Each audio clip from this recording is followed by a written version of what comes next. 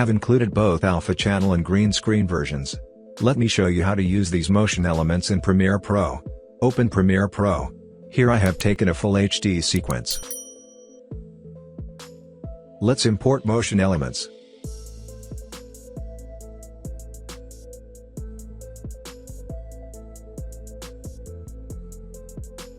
Select any motion element clip and place it on the timeline.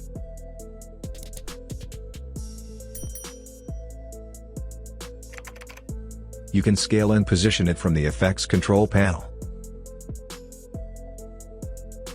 To change its color, go to the effects panel and search for tint. Apply tint effect on motion element clip. Go to the effects control panel. In the tint effect, change map white to color.